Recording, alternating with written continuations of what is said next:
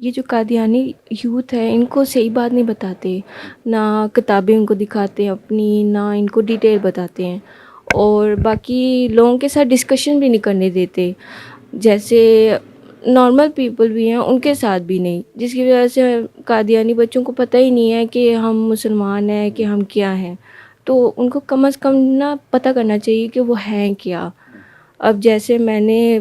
پڑھائی کی ہے، اب بھی بلکہ میں پڑھائی کر رہی ہوں